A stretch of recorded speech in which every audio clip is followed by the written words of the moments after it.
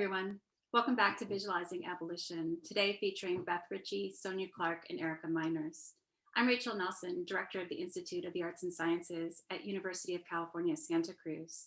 For those of you who have not attended our talks before, today's discussion is part of a longer series coordinated with Gina Dent on art, prisons, and abolition, created in partnership with the San Jose Museum of Art and the Mary Porter Cesson Art Gallery. You can find previous events in the Visualizing Abolition series archived at barringfreedom.org. Additionally, on the website are all the music videos created for Music for Abolition, curated by Terry Lynn Carrington. The music video for today is by Sarah Elizabeth Charles and will premiere at the end of the event. Information about the related art exhibition, Barring Freedom at San Jose Museum of Art, still temporarily closed, can also be found at barringfreedom.org.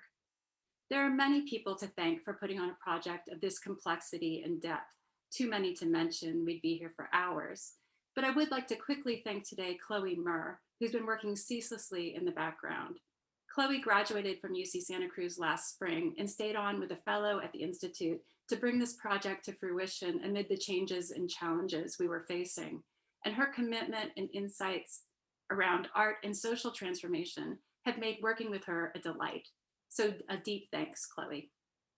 All of our efforts are to highlight the different strategies contemporary artists, musicians, activists, and scholars use to expose publics to the histories and structures that undergird prisons and policing, as well as those which can lead us to collectively imagine other social relations beyond the oppressive systems of the present. Beth Richie, Sonya Clark, and Erica Miners certainly bring us a rich set of strategies for thinking, imagining, and organizing. And I'll welcome them all now to join me. And I'll introduce them briefly, and then Gina Dent will get us started in the conversation. Hi, Sonya. Hi, everyone. So Beth Richie's scholarly and activist work concentrates on how race, ethnicity, and social position informs women's experiences of violence and incarceration, focusing particularly on the experiences of African-American battered women and sexual assault survivors. Head of the Department of Criminology, Law and Justice, and Professor of African-American Studies and Gender and Women's Studies at the University of Illinois, Chicago, Beth is the author of Arrested Justice, Black Women, Violence in America's Prison Nation. Sonya Clark is one of the artists featured in Barring Freedom and has been one of the inspirations bringing us to this point. Sonya's rich practice uses materials as wide-ranging as textiles, hair, beads, comb, and sound, and ranges from installation to sculpture to performance. Across her works, she brings questions of tactility, experience, and embodiment to explorations of history, particularly as it's been used to construct national identity. I've been reminded of her work continuously amid all the displays of white nationalism over the last months, and I look forward to hearing her talk about how she thinks about the possibility of unraveling that dynamic. Clark is a professor of the Department of Art and the History of Art at Amherst College, and her work is exhibited at museums and galleries internationally. Finally, Erica Miners is a writer, educator, and organizer. Her current work includes a co-edited anthology, The Long Term, Resisting Life Sentences, Working Towards Freedom, and For the Children, Protecting Innocence in a Carceral State. It's for the children, question mark. I emphasized it wrong. A distinguished visiting scholar at a range of universities and centers and distinguished research professor at Northeastern Illinois University, Erica teaches classes in justice studies, education, and gender and sexuality studies. Erica also has collaborated on a range of ongoing mobilizations for liberation, particularly movements that involve access to free public education for all, including people during and after incarceration, and other queer abolitionist struggles. So Gina, I'll turn it over to you, and thank you so much, everyone, for joining us. Thank you, Rachel. I'm so looking forward to this conversation with you all. I have to say, and so welcome everyone, welcome back to our audience, and welcome to you. And I want to say that for Rachel and for me, abolition feminism has really been at the heart of everything we've done with this series. It's the background methodology for the way we work together, for the way we try to incorporate others, and for the way we think.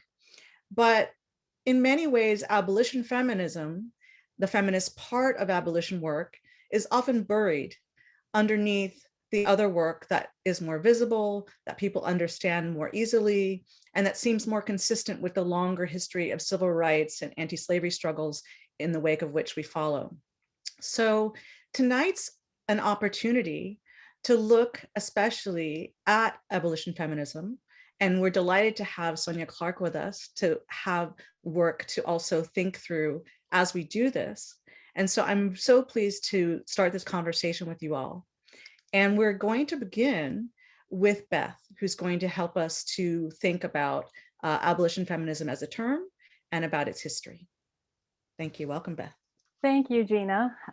Hey, everyone. I am here in Chicago, and I'm entering into this discussion from a city built on the stolen homelands of the Council of Three Fires, the Ojibwe, Odawa, Potawatomi nations. Yes, my name is Beth Richie. I'm really excited to be part of this Visualizing Abolition series. Thank you, Gina and Rachel, for the amazing work that you've done pulling this together, the series, not just tonight. To all the tech people who made it one of the easiest places I've been in a long time. And of course, to the other panelists, not only tonight, but who have populated this really exciting series of discussion. I'm really excited to be on the panel tonight with Sonya and Erica. It's kind of a step out for me. I think it's a good move, at least it feels like it for now. A good move to be spending some time thinking about abolition feminism, which I do a lot, but tonight from a different angle. Deep gratitude for this chance to learn alongside of all of you. So we thought it would be prudent to open up by creating a kind of narrative landscape, if you will, of abolition feminism. I do so not really as a way to formally or absolutely define what abolition feminism is, but rather to share some of the elements of what I think of as a mosaic political strategy that can advance our intellectual work, our activism, our emotional relationship to the fight for freedom, the artistic work that surrounds abolition feminism, and for me, a very concrete, practical way to work for freedom. That's what I think abolition feminism offers us. So to start, I want to name some of the movement spaces that have contributed to the work of building the mosaic of abolition feminism. The organizational formations from which the theories of abolition feminism have emerged, not just organizations, but the activist experiences within those organizations that have generated the principles that guide the work of abolition feminism. And then the kind of more informal gatherings where the ground has been prepared to build an abolition feminist movement. Places where ideas get turned over and over and political seeds got planted, where we sort of harvested strategies, if you will, and tried to weave a kind of freedom cloth. Indeed, for me, the roots of abolition feminism are deep, they're complex, they're old, even though it seems like a new idea, they're old and they're generative. And mostly it's important to, I think, embrace the ways that abolition feminism has come from real life, from on the ground struggles. And as we visualize how it's related to the arts, I think as we'll see today, I want to make sure that we feel the power of the various threads that have come together to produce the beautiful, joyful, possible new world that abolition feminism promises. So first, what are those spaces that generate the threads of abolition feminism? I don't really have time to elaborate on all of them, but at least I want to name, maybe for a later discussion, what I think are important places to recognize the sources from which abolition feminism comes. Importantly, I think these are spaces that have been taken up by other panels in this series. So I think this kind of fits within the ongoing work that the series has tried to do. I want to name Black feminist theory as one of the deep influences of abolition feminism. Indigenous praxis of accountability, deeply influencing abolition feminism. Queer and trans liberation struggles are surrounding the work that abolition feminists are engaged in. We rely heavily on organizing principles around disability justice, notions of racial capitalism. We think it's important as abolition feminists to embrace international struggles against the expansion of carceral strategies. And particularly important to me, abolition feminism is deeply influenced by and influencing freedom campaigns for criminalized survivors of gender-based violence and the brilliant, really brilliant anti-carceral activism and scholarship produced by prisoners and former prisoners. So I mentioned those spaces because for me, abolition feminism is a work in progress. It's an iterative project that is connected to all of those places where freedom struggles are ongoing.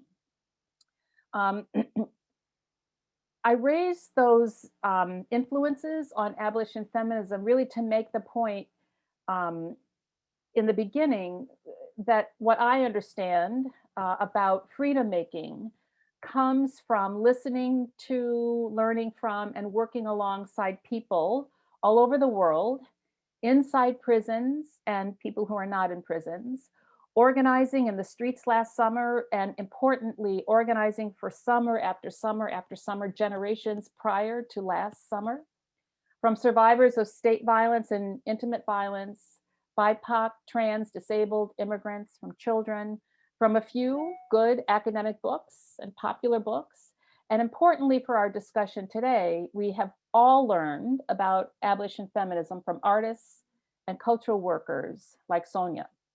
Indeed, the tenets of abolition feminism that I'll briefly review next come from study, but more importantly, engagement in different movements for justice.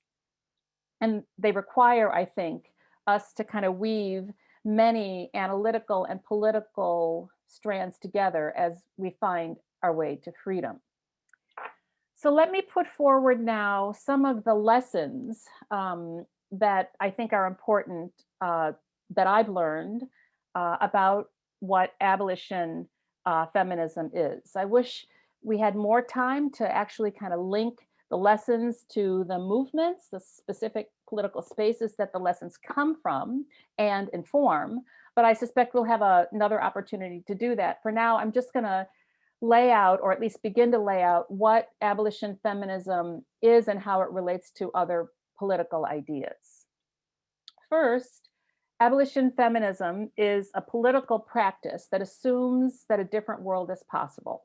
We assume a different world is possible, and that assumption is really a serious one. It's not just a line, it's a serious assumption that's an aspirational, expansive kind of orientation to the trouble that surrounds us. And it literally challenges us to believe that we have the power to create a vision in our heads and in our hearts, the vision that artists so eloquently represent, a vision that says that this dangerous, life-ending practices around our lives, violence toward trans people, involuntary sex reassignment surgery, the criminalization of sex workers, immigrant detention, borders in general, forced institutionalization, the death penalty, a raging pandemic. These things don't have to exist. It doesn't have to be like it is now. Critical that abolition feminists believe that something else is possible. Second, abolition feminists work from the understanding that yes, we have to kind of get rid of the trouble, like the violent police or the failing schools, the immigrant detention centers. We have to get rid of the sexual assault and the punitive child removal system. We have to get rid of it, not reform it. We have to shut it down. We have to defund. We have to stop the abuse. And this is a lesson that we learned from criminalized survivors and others. People hurt in the places that they live and then punished by the state. an insistence that less time or a reduction in the violence is insufficient.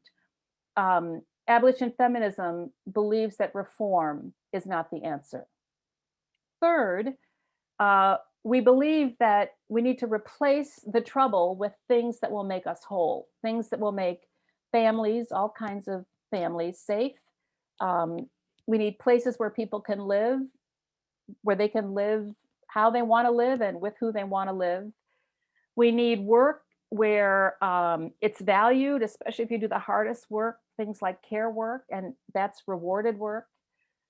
We need a world where profits don't motivate policy and wealth isn't considered like a birthright, where mutual aid prevails as kind of the way to live. We need a world with accessible parks and gardens and co-ops and schools for all ages and healthy food and respect for the dignity of people, even those people who have caused harm, respect for the dignity of all people. We need a world where there's reparations for stolen land and stolen people and other things that we can imagine, things that would replace the barren landscape of prisons, poverty, pollution, punitive institutions.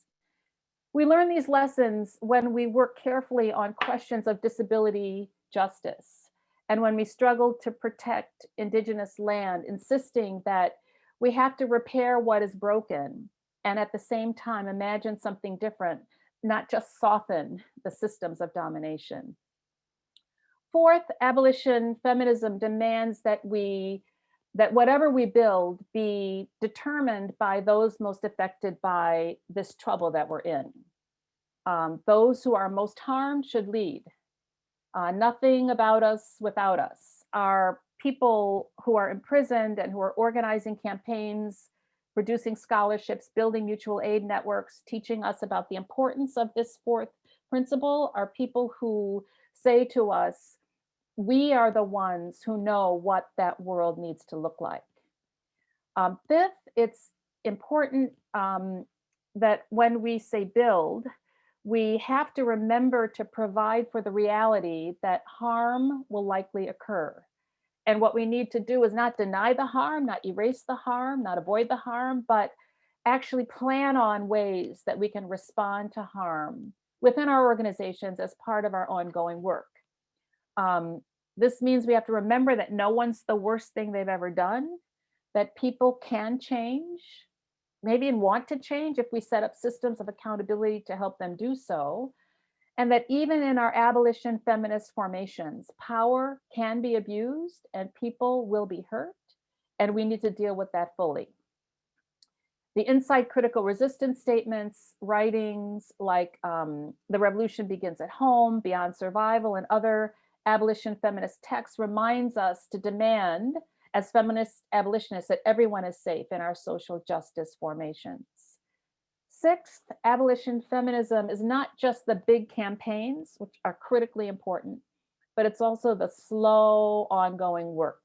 Small steps, trying new things, figure out what didn't work about those things, recalibrating, trying again, being creative. It's everyday work because remember, people, especially the people who are barely surviving, have been doing abolition for a long time. People have been avoiding calling the police and taking care of their business. People have created alternative ways to provide for each other and resisted every day in their homes, in their hospitals and shelters, classrooms, and community centers. And we need to lift up the everyday as we celebrate the big victories. This is linked to a Black feminist praxis and queer theory that reminds us resistance movements have a long history, and survival is sometimes a victory in and of itself. In addition to celebrating the victories, we need to remember that we will also learn from the process of losing. We sometimes feel like we've got this mighty mountain to climb, and we slip back, but we just have to climb again. You know, we have to remember that we can do this. It's linked to the first idea that we can change this world. And some of those lessons come from outside of US borders, where we need to marvel at and learn from the persistence of long-term struggles for liberation. And then finally, as abolition feminists, we have to remember that our work is both and. It's big and small. It's about making sure that people have what they need to survive right now, today, and it's about changing the world for a better tomorrow. It's new and exciting. So many people are learning about the practice of abolition feminism and embracing it as a political praxis that makes sense. And we have to remember that there's a long legacy of struggle around abolition feminism. And that's it. It's abolition and feminism all the time. We have to do them simultaneously. So those, I think there were eight lessons or so about abolition feminism are linked to other frameworks for justice. Again, I know they've been covered in other series. They're critically important to see abolition feminism as influencing broad movements for change. I think a specific look, though, provides a place for us to think about what we need to think about, what we need to do, what we need to participate in, how we need to grow as we visualize freedom in the future. So it's at that place that I'm going to stop and pass it over to Sonya, and then we'll hear from Erica, who I think, I hope, will be part of kind of weaving this larger picture out by kind of putting some material onto these ideas that I hope provided some sense of what the elements of the mosaic we're trying to create as we visualize abolition feminism now. Thanks. Thank you, Beth. Yes, Sonya, please. So thank you so much for that, Beth. I just feel like you breathed some oxygen in the room, and everything will be illuminated a little bit more around that. So I'm really grateful to you. And thank you, Gina and Eric. I'm very happy to be here with you. So what I'm going to do is I'm just going to walk you through some works that I've done. And I'm hoping that our audience and my fellow panelists will attach some of these wonderful ideas about abolition feminism that Beth has laid out for us to the work, because I haven't done that precisely in the work. So I'm hoping that one of the things you did so beautifully, Beth, is you said the words weave and strands and threads over and over and over again. I felt like you did that just for me. I know you did. Well done. Gift received, gift received. So let me just start screen sharing here.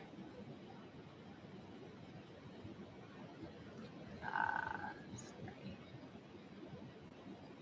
Can you all see the screen? Everybody good? So I believe that each material has its own vernacular, that is to say its own language. And the more common or more well-known a material is, the more likely we share in that object's language. Materials have the capacity to soak up our stories. I trust that art has a generous capacity to hold not only my intent or the questions that prompted the work, but also what you as the viewers bring to it, your narrative engagement. I try to confront and dismantle subjugation while celebrating the wholeness and the humanity of all of us. So I sit in my studio right now, this is where I am, under a postcard that's pinned to my studio wall with these words that appear on this slide by Paul Laurence Dunbar. So those words, of course, are the artist must elect to fight for freedom or for slavery. I've made my choice.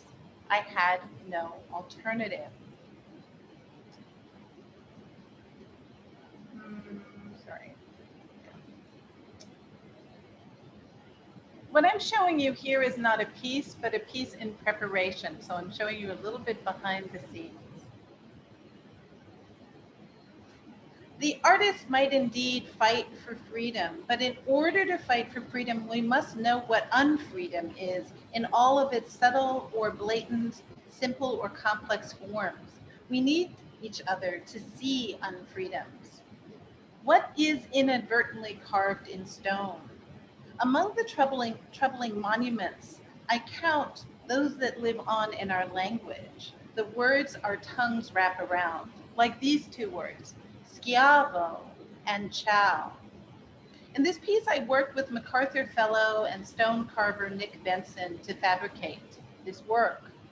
He picked a beautiful slab of Carrara marble with all of its implications about monumentality and saved the marble dust for me. The words chow and schiavo are synonyms. They're synonyms for the word slave, yet one is a common, and one might even say a cosmopolitan way of greeting one another. Imagine that we're greeting each other with a carceral mind. Edifice and Mortar is one of the pieces that I had the privilege of showing in Barring Freedom. Edifice, by definition, is a large and imposing building or a complex system of beliefs. The mortar here is hair, and hair, of course, holds the DNA of our forebears. It's gathered from Richmond, from black barbers and black salons, in the city that was once the second largest port of human trafficking during the global enterprise of enslavement of African people. This empire, the United States of America, was modeled after the Roman Empire, both built on slave labor, though the dehumanization was updated with racism on this land. At once, the Black people who make up the mortar here are held under the weight of the system and simultaneously holding the economic system together. This piece is made with bricks stacked 13 bricks high with a blue glass at its foot. The piece is intended to be reminiscent of an upside down flag, and that blue glass is space for the viewer to see themselves. Each brick is stamped with a word from the Declaration of Independence. Already the nation started out in trouble. We hold these truths to be self-evident, that all men are created equal. So already we're not talking about all men. Certainly we've left out women and absolutely non-binary people. The back of this piece is borrowing this notion of who made the bricks and why and how, whose labor. 2 AD, this Rome brick stamp from 2 AD has the name of an enslaved person, cause, in its center.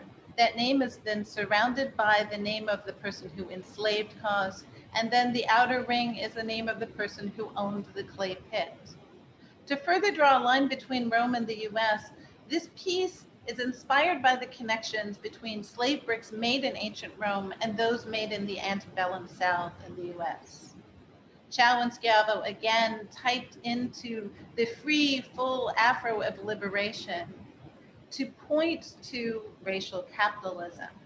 How does this country continue in its paradox of freedom and unfreedom?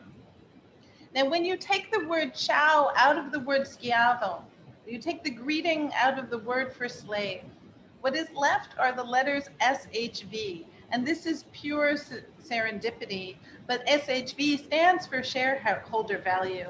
The ultimate measure of a company's success is the extent to which it enriches its shareholders through the capitalist system. And here I'll invoke the words of Frederick Douglass, of course an abolitionist himself, who said that, quote, even in slavery, a hair story is also a self-invention story in the face of oppression. Remington was a supplier of Civil War arms and then expanded its business to typewriters as well. It's been in the business of pen and sword. Here I'd like us to consider text and hair. These keys, are they muted, or do they speak a new language, a language of amplification? The keys are covered with hairballs from my own head. Whose stories are now told and how? I think of the author Ngugi wa Thiong'o, who wrote Decolonizing the Mind and said, quote, language as a culture is a collective memory bank of a people's experience in history. A strand of hair functions similarly as a genetic record of our ancestry and our collective memory. Ngugi wa Thiong'o was known for encouraging his fellow African writers to write in their indigenous languages like Kikuyu, Yoruba, Wolof, Twi, Xhosa, Zulu, etc. To preserve not only to push back at the colonizer's language, but to preserve ways of thinking, intelligences tucked into metaphors, tonalities, and rhythms. And still, when the author, who has followed Ngugi wa Thiong'o's directive, goes to print, because so many scripts have been erased by colonization, these indigenous languages are printed in the Roman-based font. The lens of Europe is required to reach one's own tongue. And so I created this font called Twist to push back at the insidious hegemony of the Roman alphabet. 36% of the world's population uses the Roman alphabet. And I'm thinking about my friend Julie Meretu, artist Julie Meretu, who talks about mark making as a kind of liberation. The language of this typewriter lives on in this font, the curl pattern derived from my own hair. All that said, we know that texts shape us. So when my institution, Amherst College, asked me to make a piece to celebrate its bicentennial, I returned the question to them. I said, why don't you partner with me so that we can make a more equitable future for Black and Indigenous communities? Amherst is named for Lord Jeffrey Amherst, who, while he never set foot in this town, was known for thinking that it was a good idea to put smallpox into blankets and giving them to Indigenous people. So there's a reckoning that we have to attend to there. It also happens to line up with the 50th anniversary of the formation of Black Studies at Amherst College and the 5th anniversary of the Amherst Uprising, in which 3 young Black women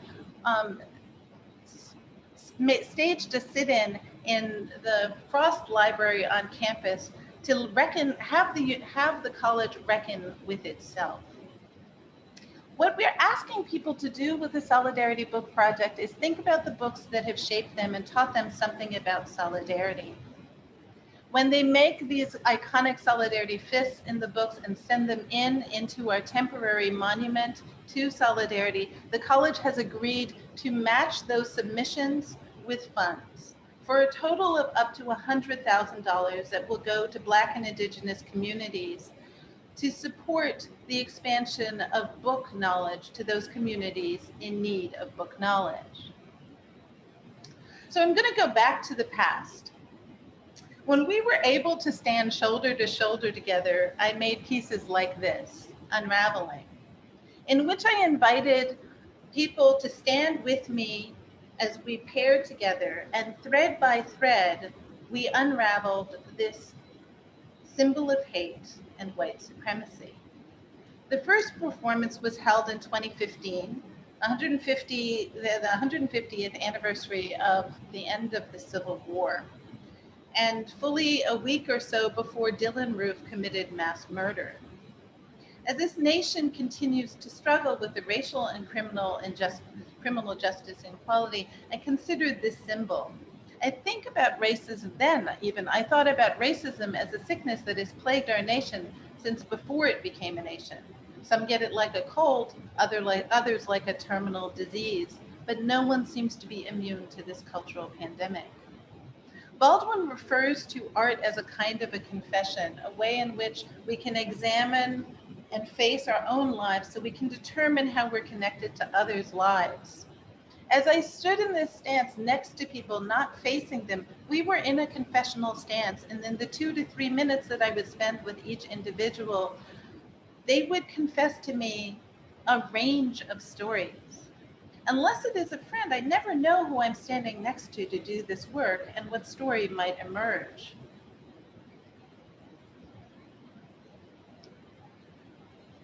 On July 17th of 2010, I visited a museum that I know well, the American History Museum in my hometown of Washington, D.C.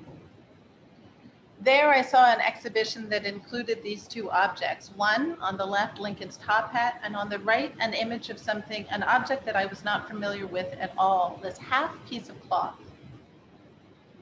It was labeled a flag of truce. And the label went on to say, this towel was used as a flag of truce by Confederate troops during Robert E. Lee's surrender at Appomattox.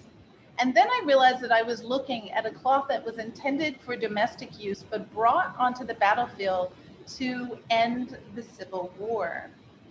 And I thought about correcting this historical imbalance. Why do we know the Confederate flag, truth be told, just one of the many Confederate battle flags, so well?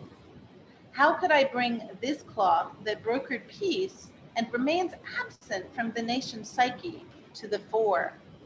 So one of the first things I did was to make a reproduction of it and make it whole again. The cloth that ended the Civil War had become dismantled. How to bring it whole? I also decided to make it monumental.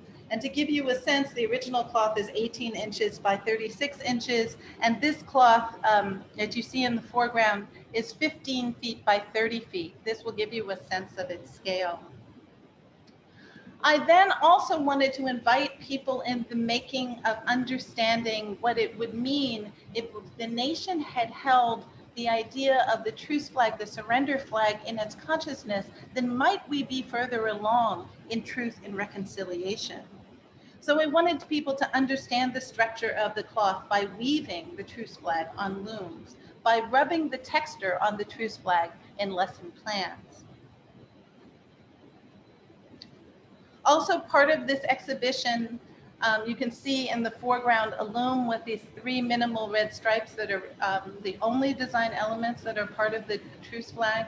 And on the back wall, these 3 lines of text that are just a mere 200 items, there are many more, that one could acquire easily on the internet that would have the Confederate flag on them. Among those items include a dishcloth. And so I went about using a dishcloth for the performance reversals, in which I am dressed not as myself, but as Ella Watson, and I'm cleaning a floor that is filled with dust gathered from 2 museums. And if you ask me later, I'll tell you how difficult it is for a Black woman to get dust from museums. And as I cleaned this floor, what appeared again was a language of the Declaration of Independence. I am kneeling in a manner to conjure up Colin Kaepernick, and I'm also wearing a dress that is a reproduction of Ella Watson, who was famously photographed here in Gordon Parks's American Gothic.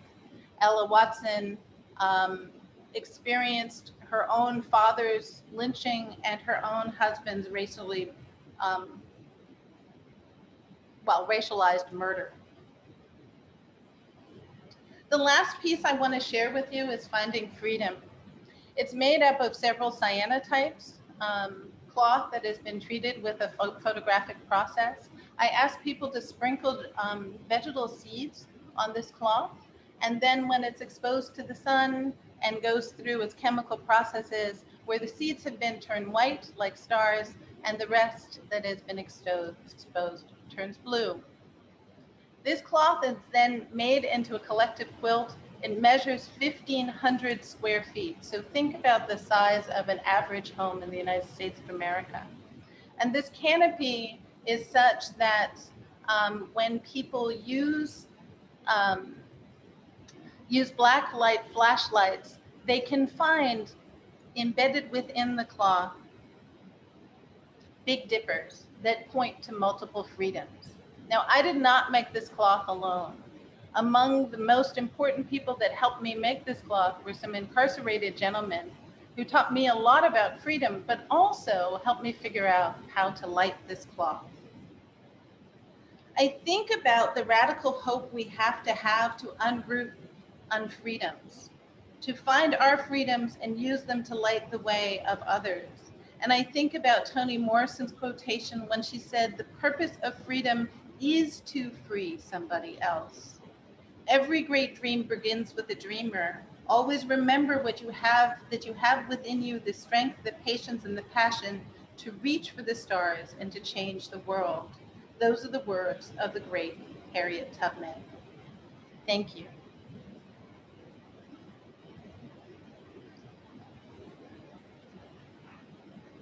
Thank you, Sonia. So beautiful and so much for us to work with. And I know that there are probably already questions forming, and I wanted to let the audience know that we will be using the Q&A. It's always hard to find enough time for everything that we want to have happen in this program with so much richness already. We will, of course, be scurrying about trying to find enough time, but I do encourage you to ask your questions. And now we are going to move on to Erica. Erica, please. Hi, everyone. I also just want to start with deep gratitude for this invitation to talk and think with new and old comrades, and also for all the labor that made this extraordinary series possible, and especially to Gina and Rachel and Chloe for all the work. So thank you. And I'm also coming to you today from Chicago, the traditional unceded homelands of the Council of the Three Fires, the Ojibwe, the Odawa, and the Potawatomi. And I have a PowerPoint as well, but I also want people, after Sonia's amazing one, to sort of dial down the expectations. But I'm going to share my screen and just talk us through some frames that I think are hopefully going to make some connections between our fabulous work today. So share. And yes, here we are. Okay. So I'm going to talk a little bit about, for me, these are sort of beginning ideas about what roles visual culture plays in abolition feminist organizing, and more specifically, what paying attention to the visual cultures might tell us about abolition feminism. I'm going to kind of do sort of three things in my short 7-8 minutes today. I want to just have a little bit of a starting place about where I'm coming from in relation to this work. And then I want to offer just a short snapshot of local work from Chicago with some images, just some images. They're mainly from my iPhone, so and a few from organizations' logos. And then I want to move on the third part to offer some observations about the visual cultures of this organizing work. So I'm really just grateful to have the opportunity to talk after Sonya and Beth. Because I think there's a lot of echoes and reverberations through this work. So the three sort of framing comments or starting places for this work that I want to offer today is, first is that our abolitionist present, our political moment, has been brought to us by decades of collective labor, specifically feminist organizing. And when I use the word feminism, I'm really pointing to that genealogy, that radical trajectory that Beth opened us up with today. Women of color, radical, often the word that gets used is an intersectional feminism. So I want to frame that as the feminism that I'm talking about today.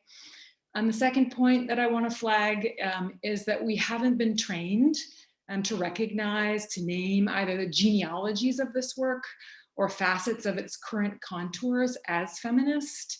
In some sense, this is a learned or deliberate misrecognition.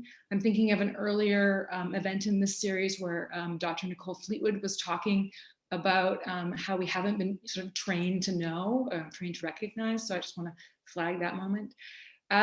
And the third kind of starting place that I'm offering today is that we are again here, 2021, at another political moment where it's imperative to name that abolition is indivisible from feminism and feminism is indivisible from abolition.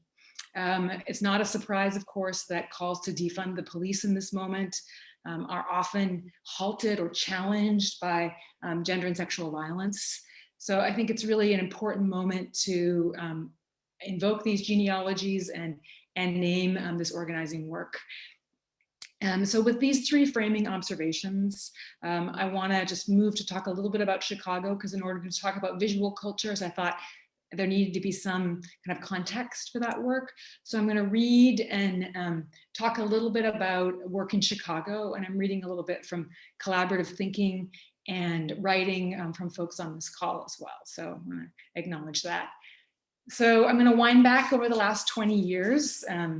And I think starting at that time period is slightly arbitrary, and focusing on Chicago also arbitrary. So I'm hoping that folks that are listening are thinking about their own context where they're working and living. And these kinds of radical genealogies are not specific to Chicago, and certainly go back much farther than the last 20 years.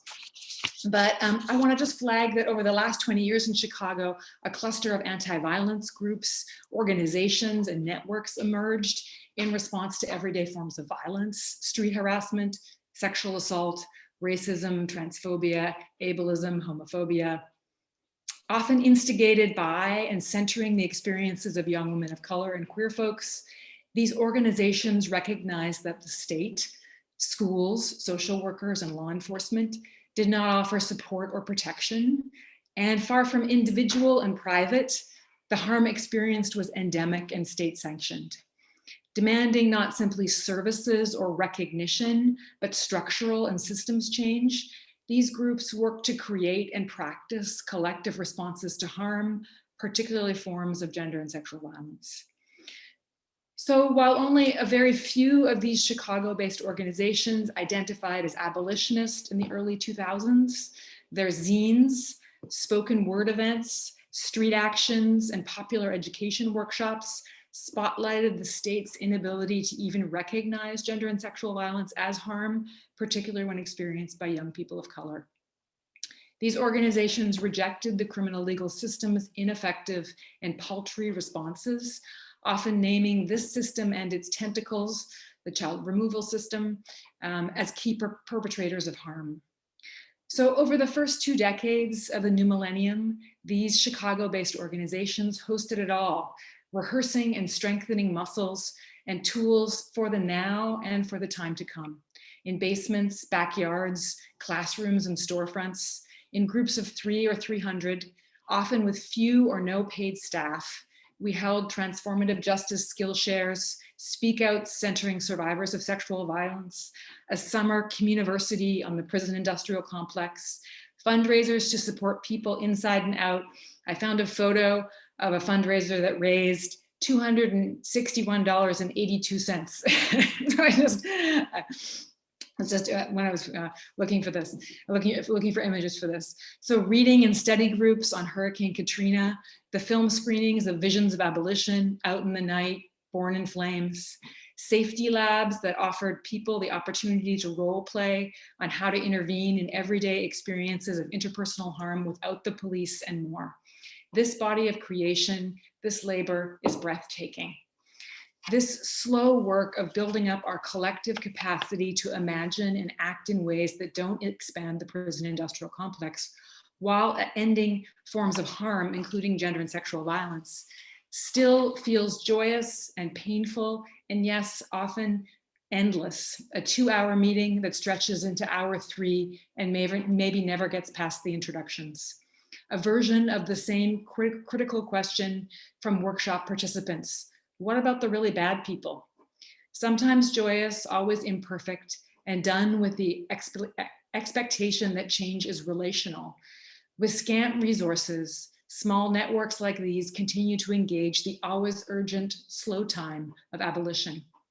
To some, when viewed outside of this genealogy, these scattered small grassroots campaigns and organizations are likely seen as disconnected, potentially failures, a laundry list of small organizations in one city, most of whom have completely evaporated.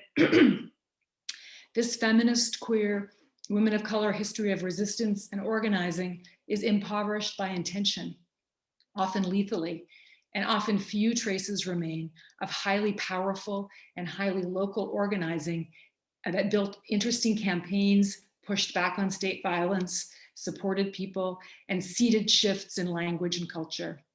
Our understanding of history, of the ecology of social and political change, is intentionally whitewashed, narrowed, straightened, too linear, and always in search of individuals and not collectives, legal legislative wins and processes, not actions, or legal and legislative wins, not processes, actions, and certainly not political education events. So far from a failure though, this abolition feminist ecosystem, toolkits lost on the internet and inboxes, study into action groups that leaned into the first and forgot the second, sparsely attended film screenings, small clusters of militant picketers, campus groups that flare and dissipate, grew this demand that prosecuting any one police officer or rapist could not be our solution to white supremacy and sexual violence. So in the context of the uprisings of 2020, this landscape and most of these small groups have been forgotten and are invisible. Yet not only do they deserve to be recognized as one key facet of our pathway to this abolitionist present, but more critically, their erasure weakens our collective ability to struggle for the long haul. So, of course, this grassroots organizing produced a visual or aesthetic or affective culture or landscape, a particular terrain. I've been ambivalent about naming this. Perhaps it seemed indulgent. More likely it was a different language for me, and it was sort of unfamiliar. But in just thinking about this work and our conversation today, I was thinking about it, several registers emerged.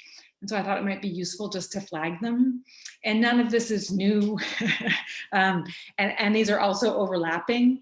But, and I think, you know, just listening to Sonya talk about your art practice, there were so many sort of reverberations.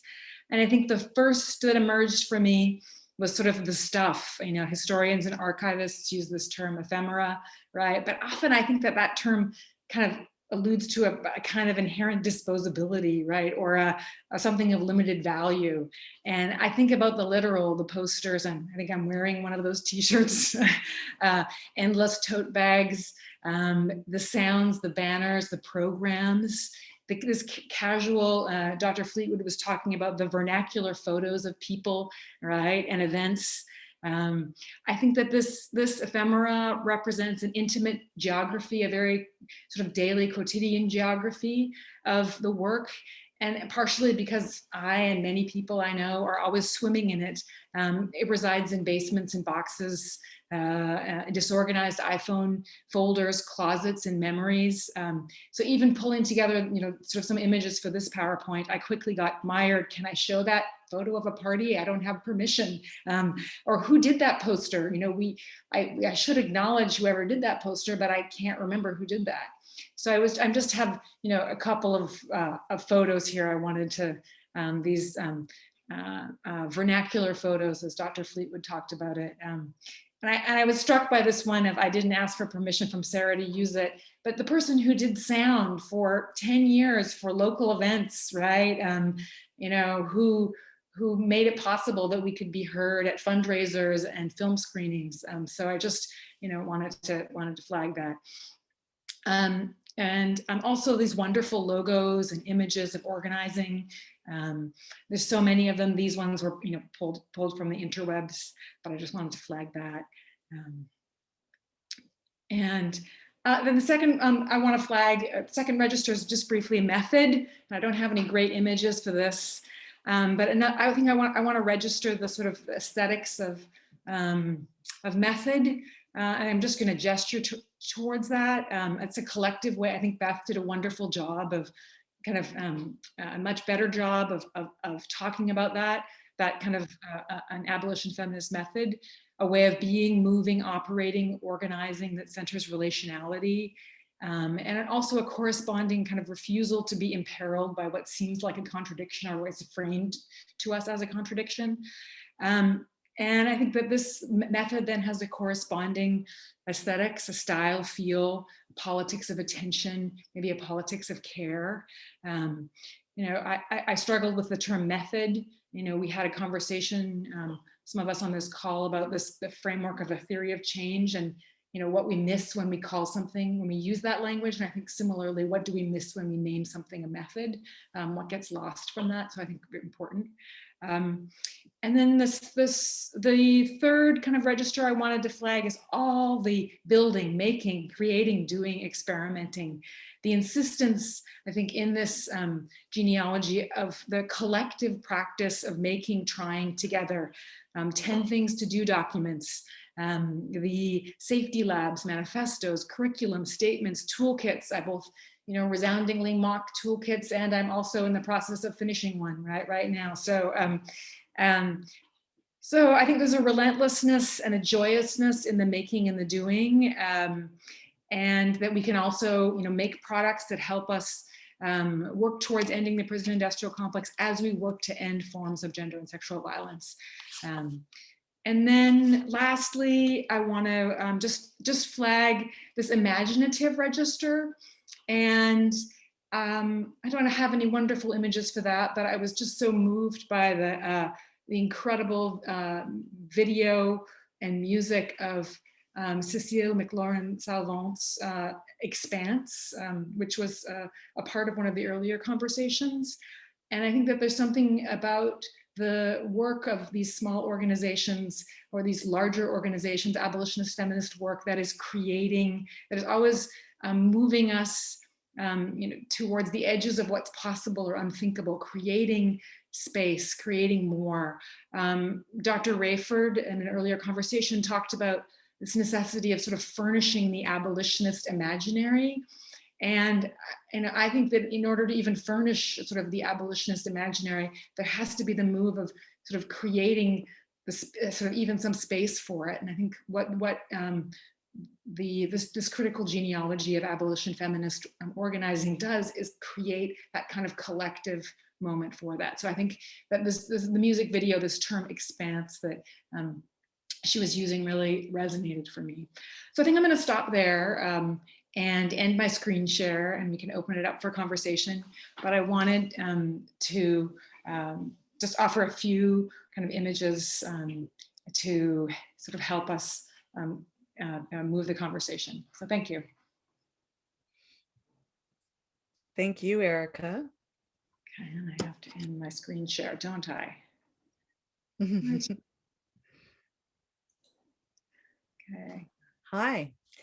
Well, you all have given us so much. I do want to say, because questions are starting to pour in, and a few of the questions have to do with just kind of locating us and some of the references that have been made. So I will confess that three of us on this screen are working together on a book with one other co-author. And I should say, and the other author is Angela Davis, and I should say that the book is called Abolition, Feminism Now. And so some people are asking where they can see some of these ideas and if we're from one organization. And I wanted to make it clear that we are not from one organization, but three of us have a long history of doing prior work and are currently engaged in work.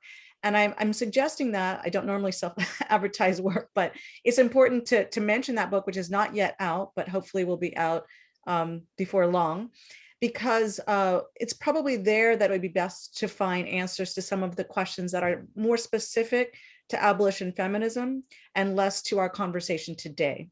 Because what I'd like to reserve our remaining time for, is to really talk across sometimes the boundary that I think Erica so eloquently took us across, which is the boundary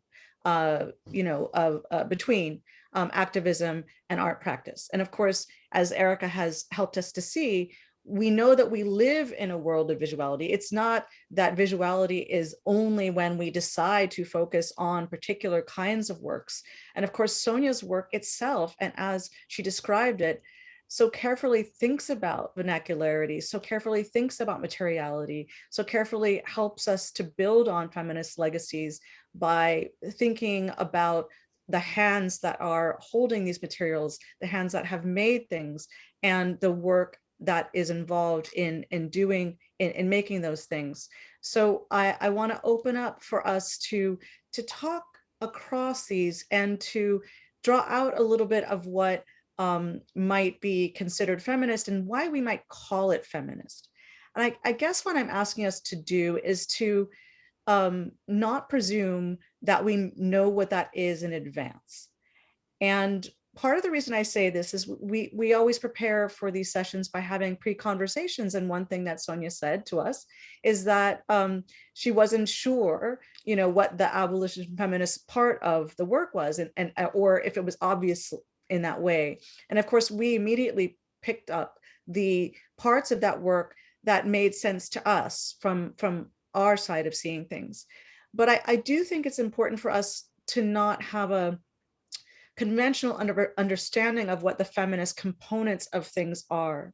So as Beth has so carefully laid out for us in dealing with these principles, the both and the metaphors of cloth and weaving that you use, and the way of talking about relationality, these are the aspects that we are trying to lift up as feminists. So even though we might say, if we were categorizing things in a prior way, we might say that, you know, women sew, or somehow there's some history of women's labor that is tied only to these spaces or certain domestic spaces.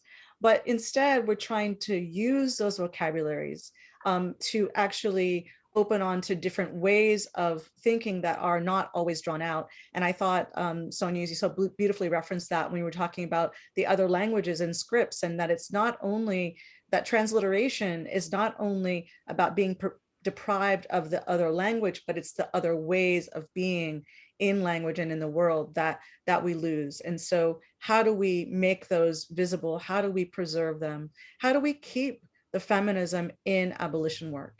And of course, for abolition work, this is such a pressing question, because we know that we have histories of activism that are so feminist if we talk about the fact that we know women often and trans people are often the ones doing that labor.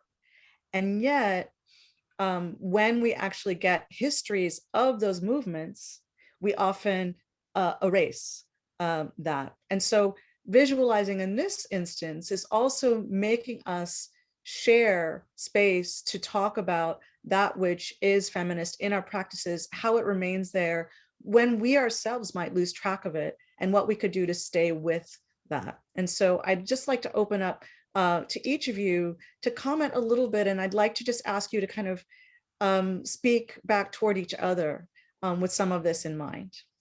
And I'll let you choose who'd like to begin. I just want to thank everybody again. I wish that I got to meet with you weekly. I think I'd be a better human being.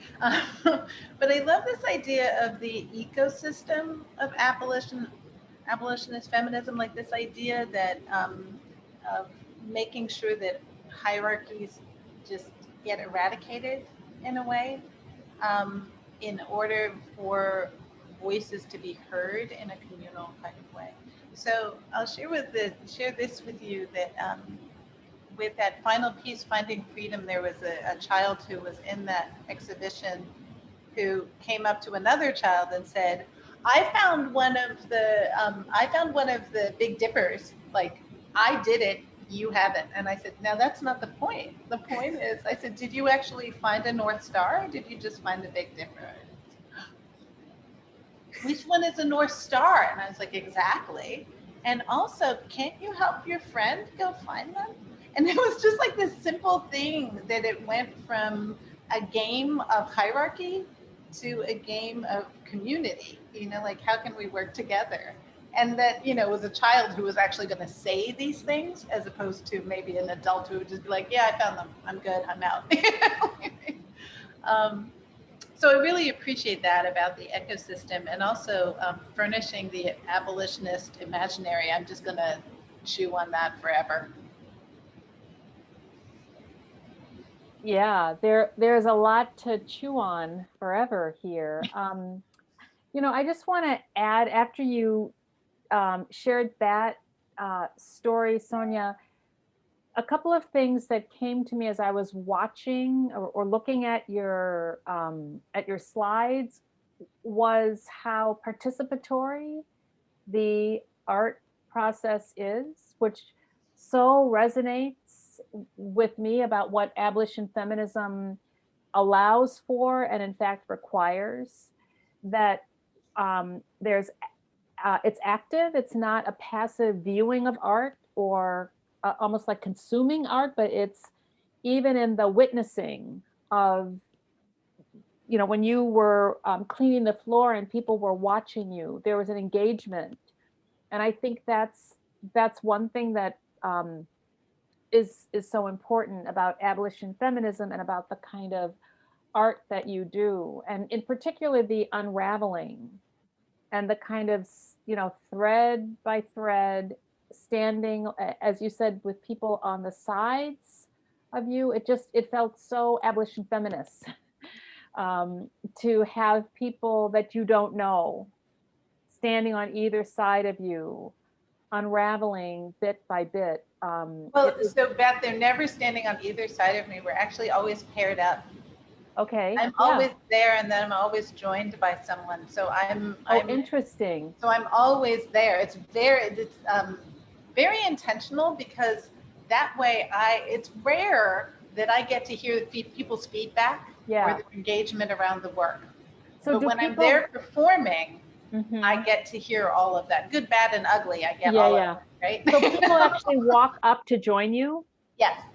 So that also feels, even more so, that people step up and try to find like a little piece that they can unravel. It's not just sort of the metaphor of what, how everyone can be, should be engaged in abolition feminist struggles, but it takes kind of a stepping up to just pull a little piece of thread next to someone who might, have a bigger vision of what the large flag looks like, so I think there's something quite beautiful about that. And go ahead. One of the things that happens in that piece is that people think that they know cloth. You used all those beautiful metaphors around cloth before. So we're wearing cloth all the time. So it's one of those things that we viscerally understand. So people think they understand cloth, and then they get up there and they think, wait, what? And I explain to them, there's a warp, there's a weft, this is the way you pull this. And the metaphor becomes so strong that sometimes people will pull a thread and it breaks and they cry. Oh, wow. And they'll say to me, did I do something wrong? And I think art is powerful that way, and other times I have to shoo people along, like they're enjoying the process. It's very satisfying to undo a Confederate battle flag. So you get in a rhythm of it. It's very satisfying. And so sometimes I'll have to say, now you've done your share of the work. There's a line behind you of people who want to do their part as well. And that becomes an interesting metaphor as well.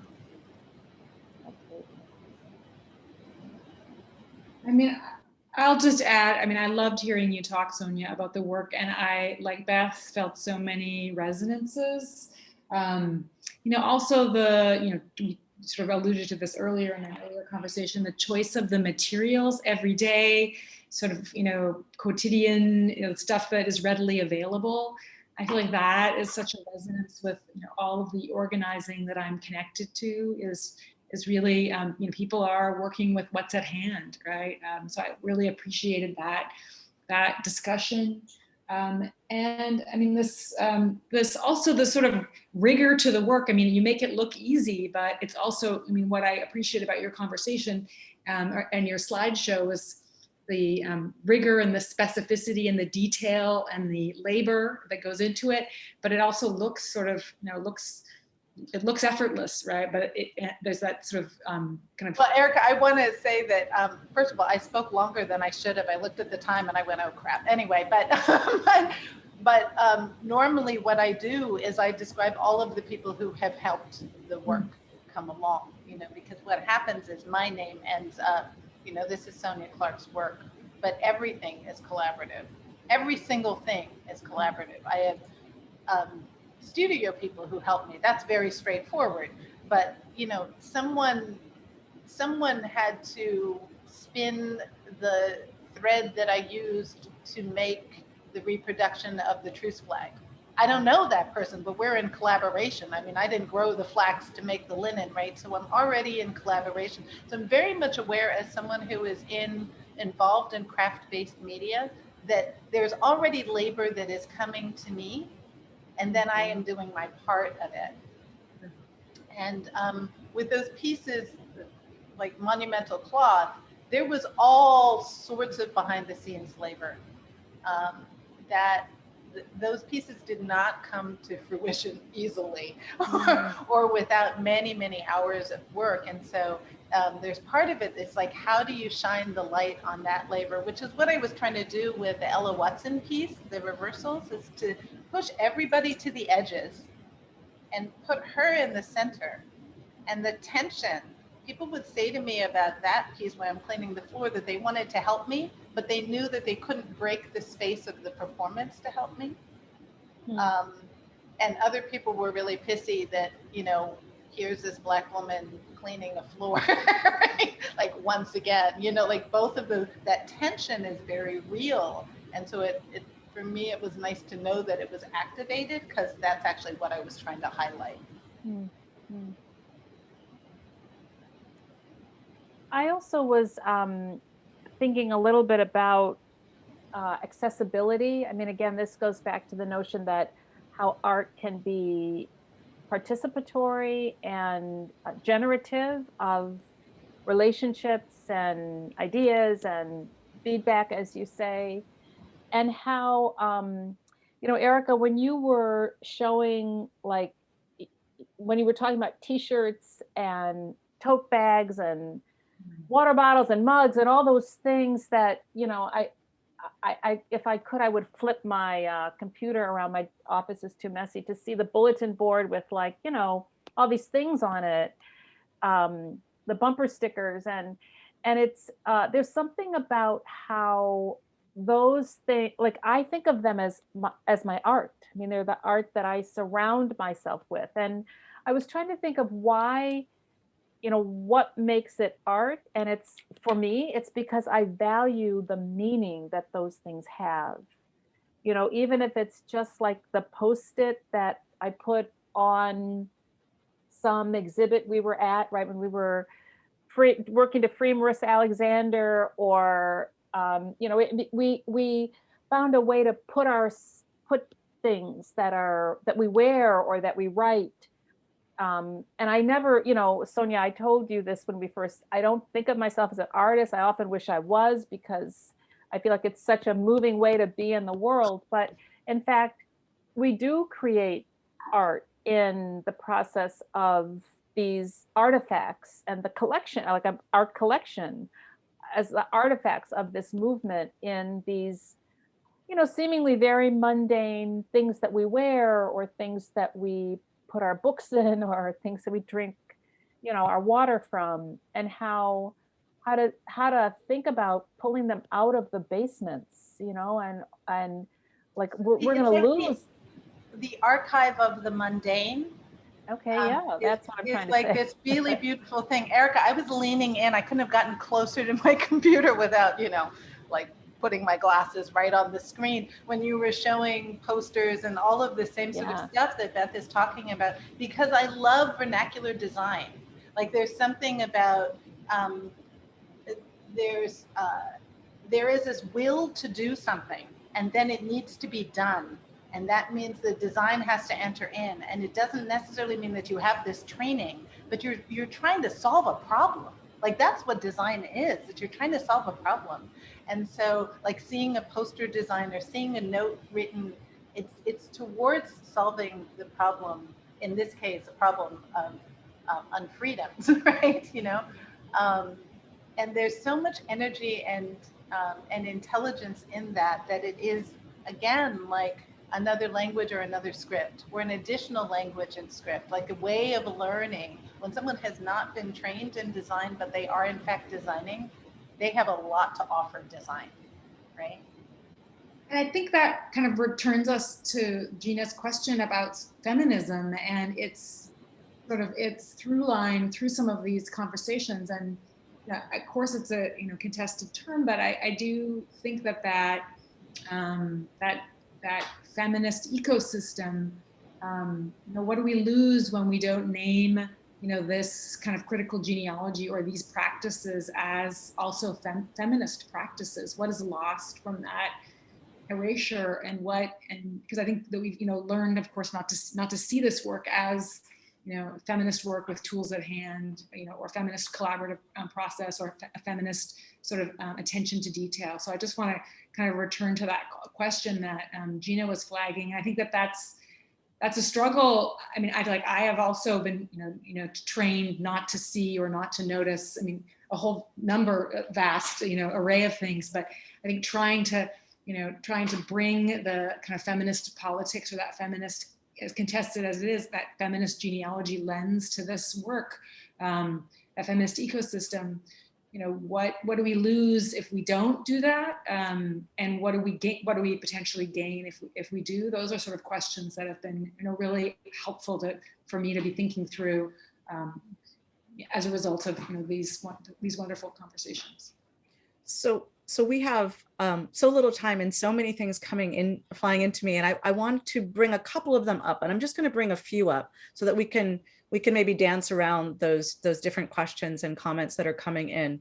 And I apologize to anyone whose question I'm not lifting up, but I'm recognizing the names of some of our colleagues and collaborators. And so one question comes from Liat Ben Moshe, who some of you may know Liat's recent book, Decarcerating Disability. Am I correct, Liat? I hope I got your title right. And Liat writes, since all of you are long-term activist, scholar, artists, was wondering if you can comment on the ways abolition feminism or your practice of freedom changed over time, the connection with other movements, frameworks, going beyond women or specific people or venues, just thinking out loud some examples. Okay, that's one thing, but I want to combine it with another couple of questions that have come in. And so I'm going to invite each of you as our closing to kind of take up whichever parts seem most worth it for you. From a colleague, Denise Carrascosa from Brazil. Hi, Denise. She writes, good afternoon. Thank you all for your excellent reflections on abolition feminism and to me for organization.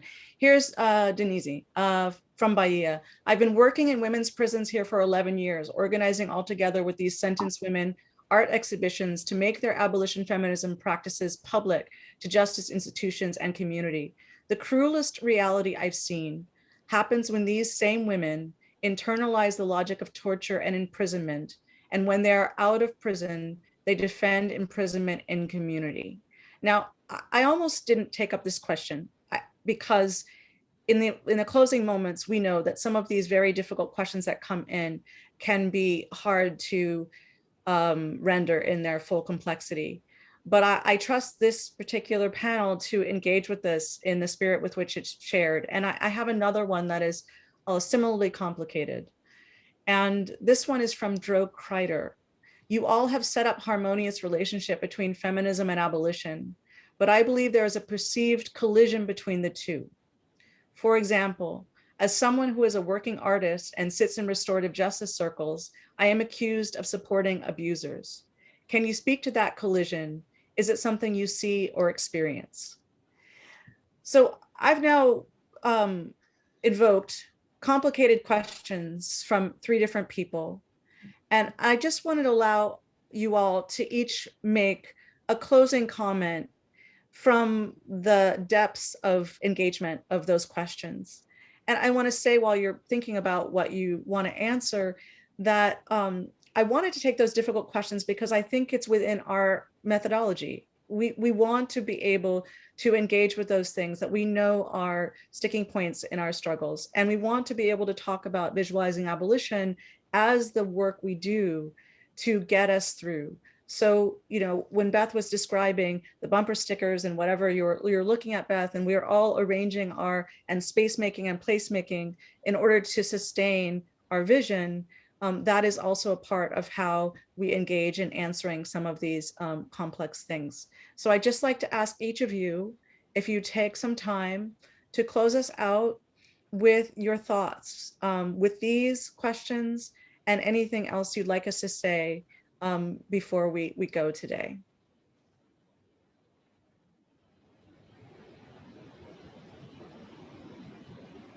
Well, I'll start because then I don't have to be the last one. So one of the things I'm looking at, Gina says, prison is not feminist. Mm-hmm. And another thing I'm looking at is end gender violence and abolish prisons. And that's all in the same thing, right? Mm-hmm. And so, Liat, thank you for your work and how you've influenced mine. which is why I talked about, and so this is something that I've learned over time, is to embrace things that other movements lay claim to as part of their ethos, and learn from them and take them on in terms of my abolition feminism work. So that's a really important thing I learned. And for me in particular, it's linked to the work around criminalized survivors and how, and there was a question also around criminalized survivors. I want to lift up and direct people to Survived and Punished and their brilliant presence that will describe all of this in much more detail than we have time for me to do, and it does it better than I would do anyway, to say that there is a collision often between people who think of abolition work that's not feminist and feminist work that's not abolitionist.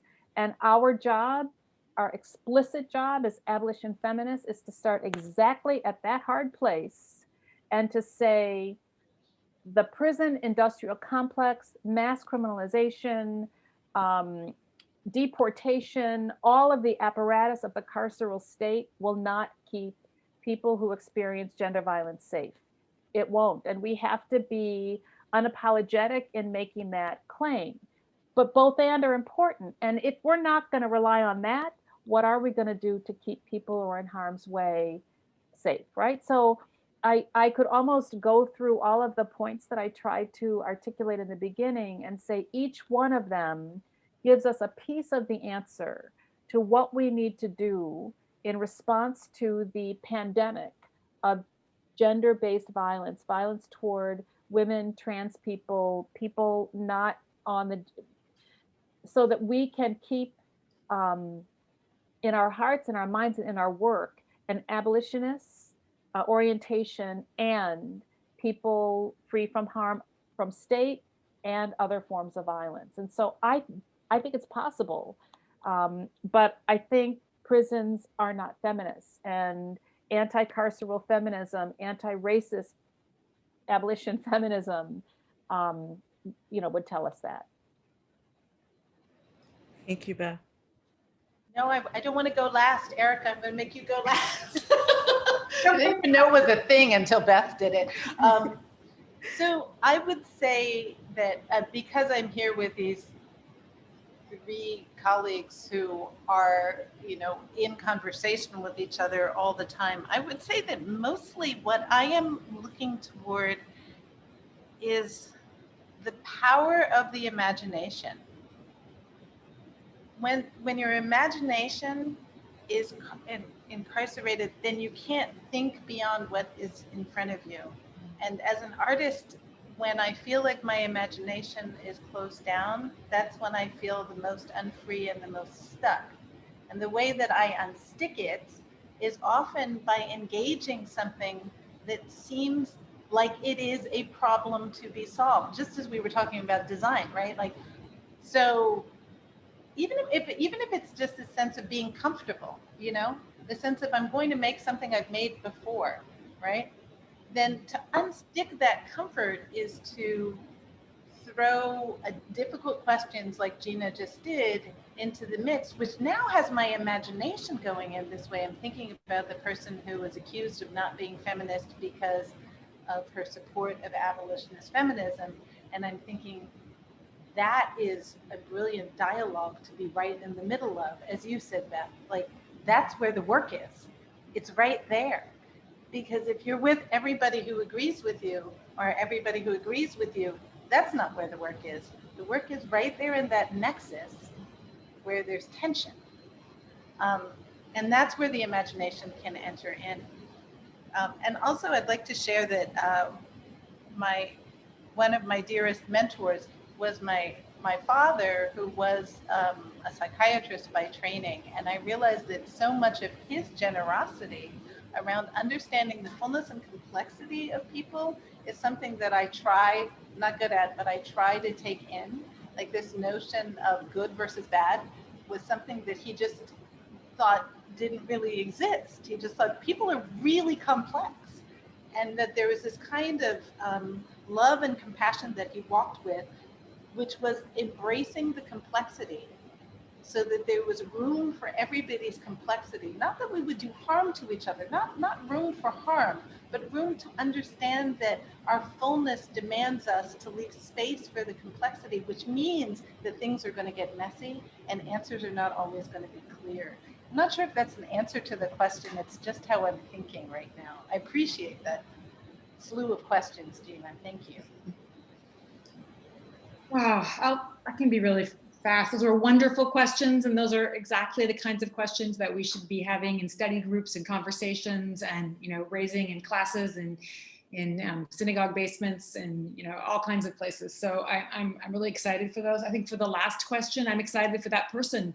I think we don't want to cede the terrain of feminism, right? We want to claim the genealogy and the work that Beth was offering us at the opening here. That's the radical pathway towards ending gender and sexual violence, right? So I think we don't want to sort of cede that terrain. So I'm really hopeful that that person, who raised that question is continuing those conversations and, really leaning into organizations that are working to end gender and sexual violence, because that is not, our prison industrial complex isn't doing that. I think our second question, from our comrade in Brazil is, I think that's a real challenge. I think we've all internalized the prison industrial complex, people inside, people outside. And I think trying to, support in everybody's own experience with harm and safety, is differential. So trying to figure out, how to support, for ourselves, for our comrades, for those that we love, sort of long haul work to, unlearn, as it's a wonderful essay by Paula Rojas, sort of the cop in our head and the cop in our heart, right? How do we do that work? And then Liat, I'm always trying to change. Sometimes I get stuck, and I think that is sort of the collective accountability, being in conversation, being connected, to people and movements and organizing and campaigns. I think that is sort of what what tries to keep me and the people that I see myself as accountable with moving. And sometimes, sometimes we get called up thinking we know something, and it turns out we don't. But I really appreciate that, all those questions, and I had to go last. I don't have a good end line.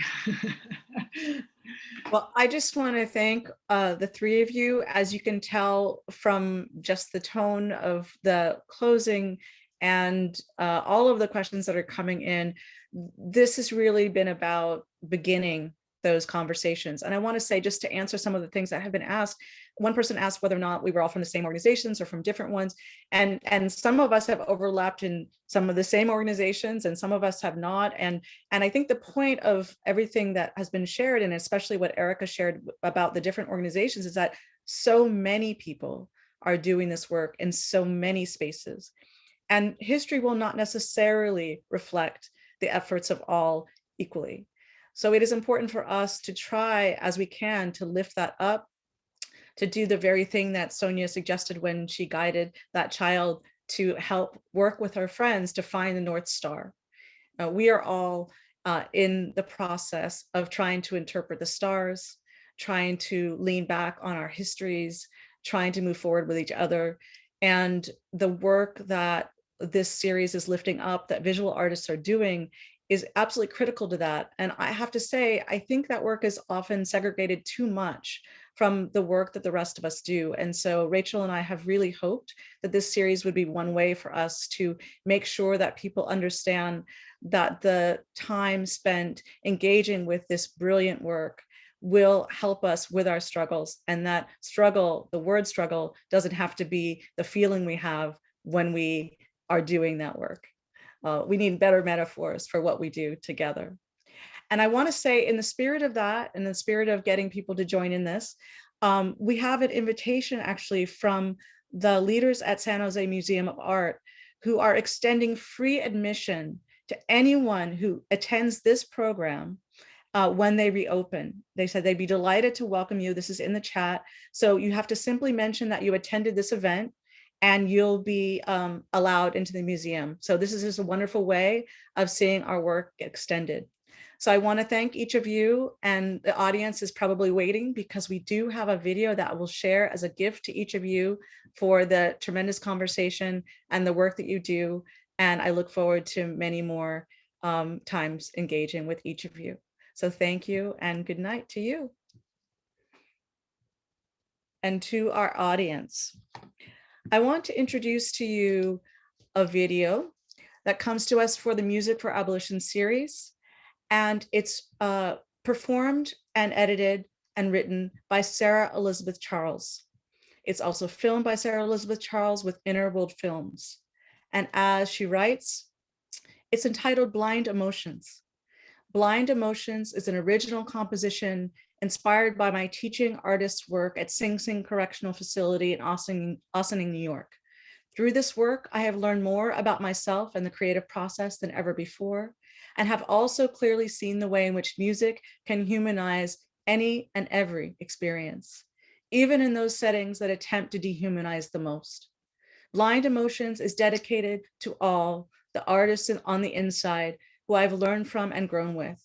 It is a testament to the possibilities in each of us to look beyond our own inherent bias, to see all human beings as deserving of true restorative justice, and to continue all of the intersectional societal factors at play, and to consider, all of the intersectional societal factors at play in any given situation.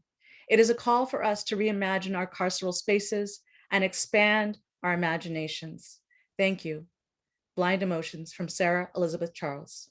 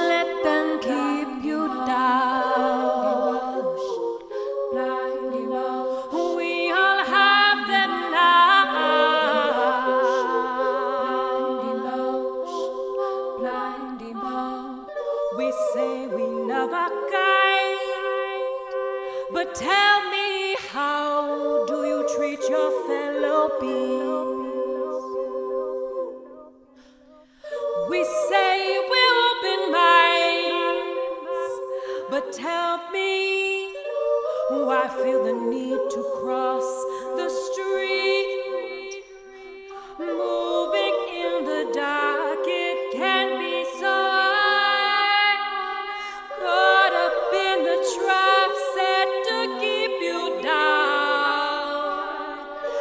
Stepping through the fire